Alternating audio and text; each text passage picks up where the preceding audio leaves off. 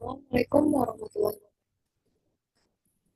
Saya akan menjelaskan mengenai tata kelola keuangan daerah, optimalisasi sumber pendapatan, dan tantangan transparansi dalam pengelolaan APBD di era digital.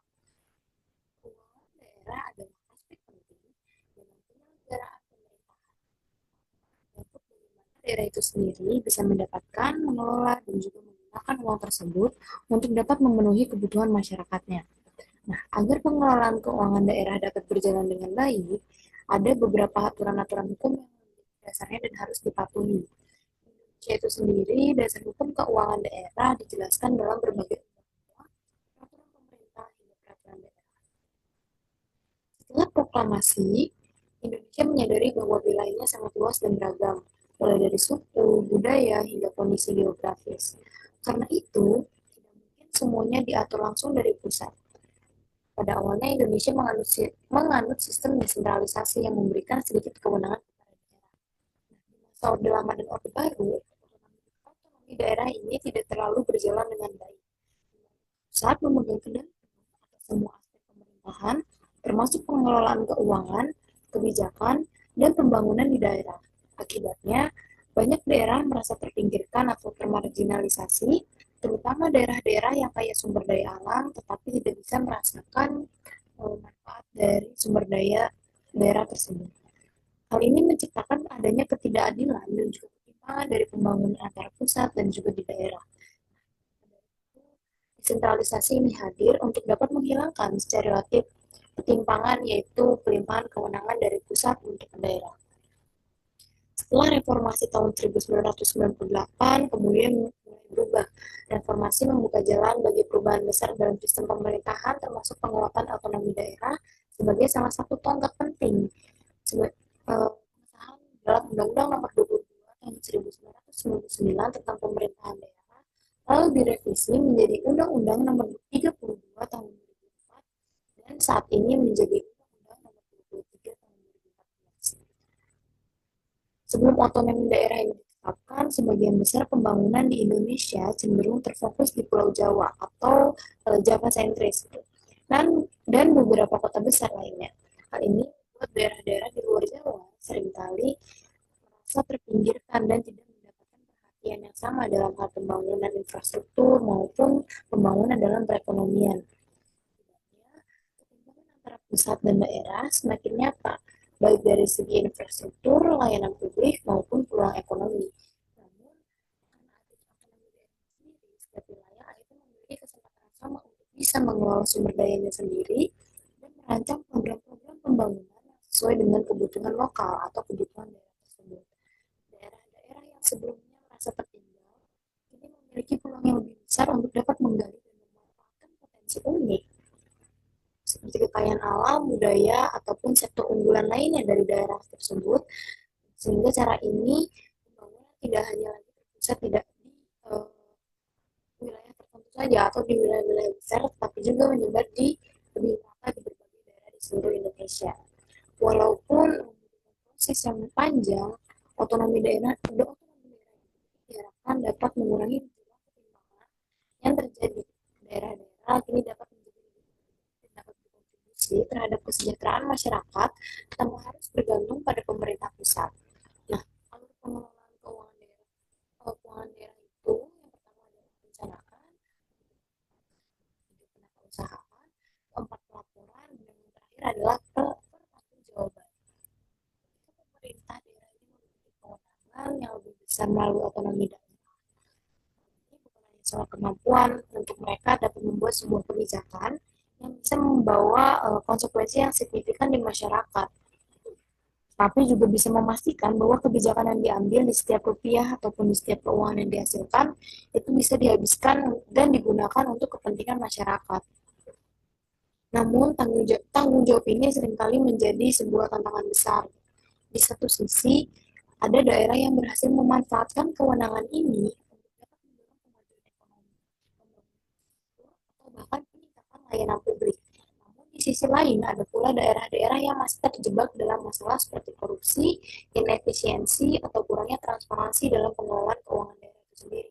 Nah, kondisi Ini menunjukkan bahwa adanya kewenangan yang lebih besar tidak otomatis menghasilkan tata kelola yang lebih baik tanpa didukung oleh kapasitas, integritas, dan juga pengawasan yang memadai. Daerah membuka ruang yang luas bagi seluruh pemerintah daerah untuk bisa mengembangkan inovasi di dalam pengelolaan wilayahnya dan dapat meningkatkan kualitas layanan publik. Namun, tanggung jawab yang menyertainya harus tetap menjadi prioritas yang utama. Pemerintah daerah harus bisa membuktikan bahwa mereka layak diberikan kepercayaan dengan mengelola anggaran secara profesional dan bertanggung jawab kepada masyarakat, yang sejatinya adalah pemilik sah dari dana tersebut. Jadi, apa yang mereka dapatkan dari rakyat ya harus dikembalikan ke rakyat. Nah, di era revolusi digital sekarang telah mengubah secara fundamental, secara keseluruhan berbagai dimensi kehidupan, termasuk dalam cara pemerintahan dijalankan atau tata kelola pemerintahan, khususnya di bidang keuangan dan otonomi daerah.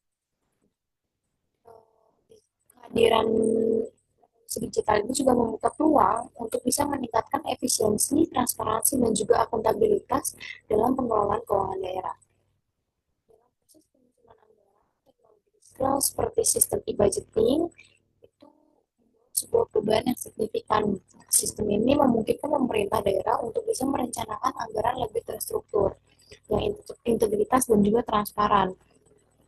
Namun dalam implementasi budgeting ini tidak selalu berjalan dengan mulus. Masih banyak daerah yang memiliki kendala teknis seperti kurangnya kompetensi SDM atau sumber daya manusia yang memahami sistem sistem dari e-budgeting ini, atau lambatnya proses integrasi antara unit kerja.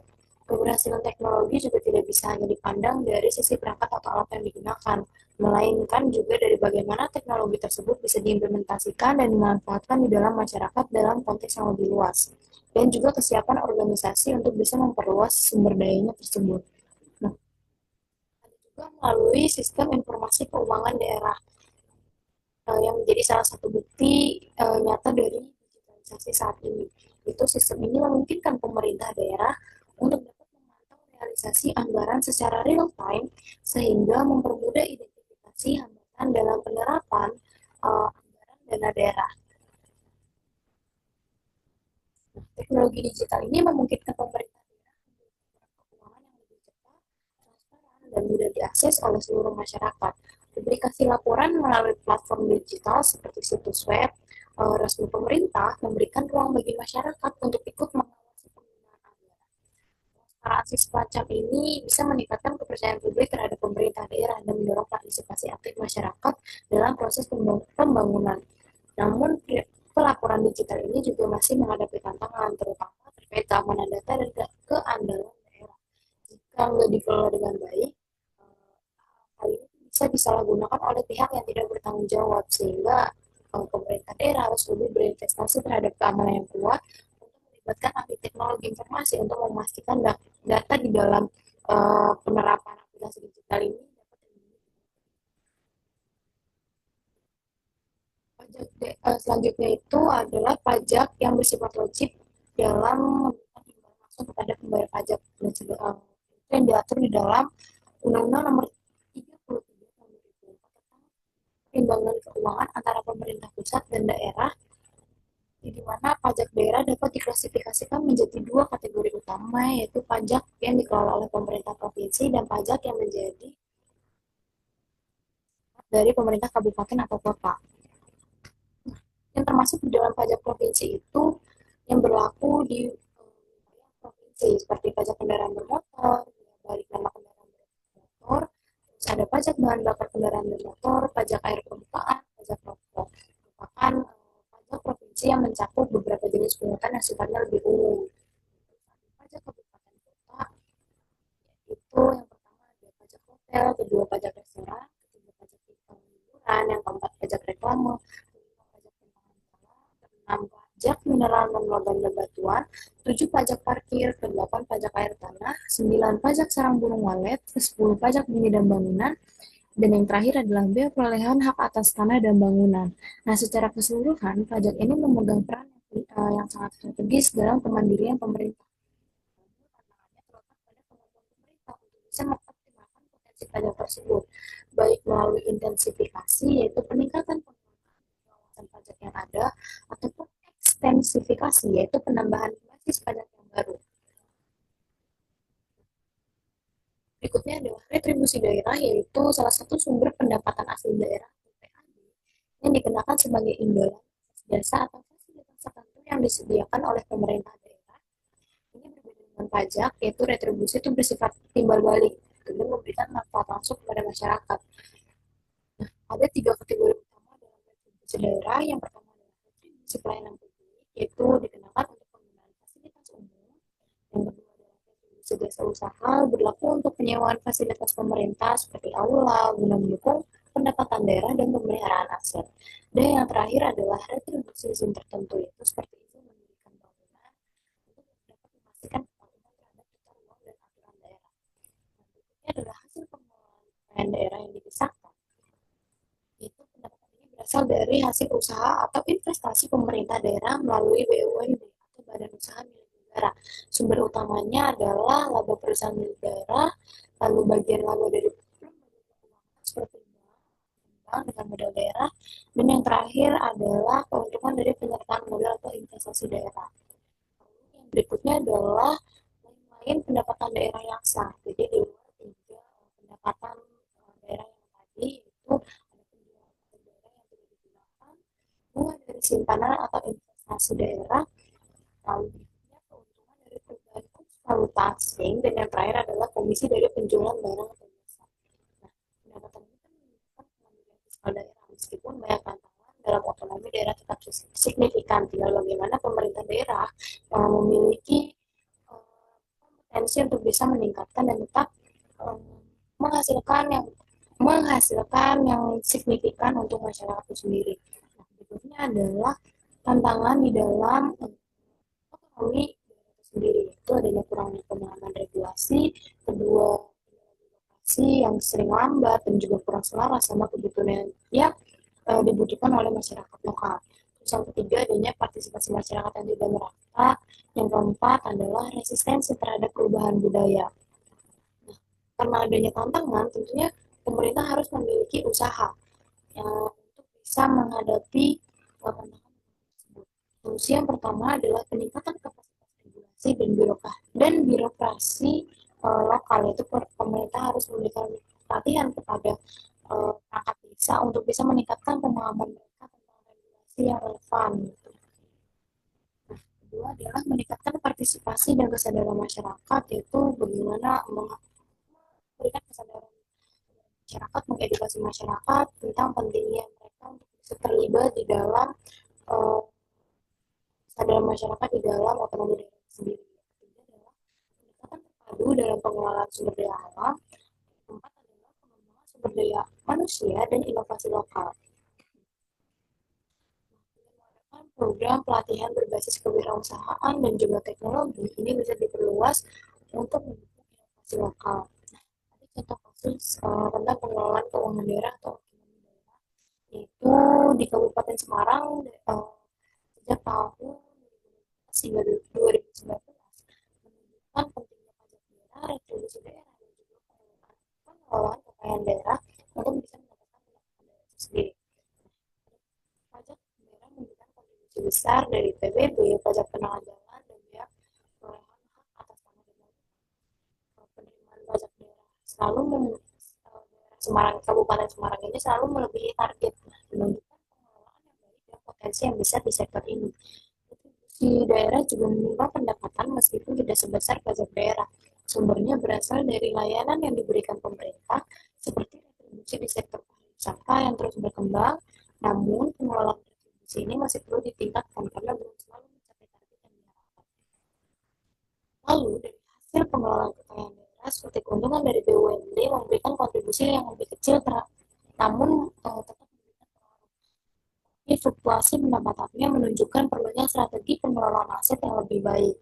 Nah, secara keseluruhan, ketiga komponen ini memberikan pengaruh besar terhadap PAD dan tingkat kontribusi mencapai 98,5%. Semarang diharapkan terus bisa mengoptimalkan pemungutan pajak dan retribusi serta meningkatkan pengelolaan aset dengan teknologi dan inovasi. Dengan langkah ini, ketergantungan terhadap dana pusat bisa dikurangi, mendukung ekonomi daerah yang lebih kuat dan berkelanjutan. Kesimpulannya adalah daerah yang baik merupakan kunci untuk bisa memastikan tercapainya pembangunan daerah secara berkelanjutan. Sumber pendapatan daerah seperti pendapatan asli daerah berasal dari pajak daerah, retribusi daerah, serta pengelolaan kekayaan daerah harus dikelola secara cermat bersama dengan dana perimbangan dan sumber pendapatan sah lainnya. Proses pengelolaan anggaran pendapatan dan belanja daerah harus bisa mengedepankan prinsip transparansi, akuntabilitas, efisiensi, dan efektivitas agar dana yang tersedia dapat dialokasikan secara optimal untuk pelayanan publik dan pembangunan. Oleh karena itu, pengoptimalan pajak dan retribusi daerah, pengelolaan aset yang profesional, serta pengawasan yang ketat atas penggunaan APBD sangat diperlukan guna memperkuat kemandirian fiskal daerah dan mengurangi ketergantungan pada pemerintah pusat. Sekian, kurang lebihnya mohon maaf. Assalamualaikum warahmatullahi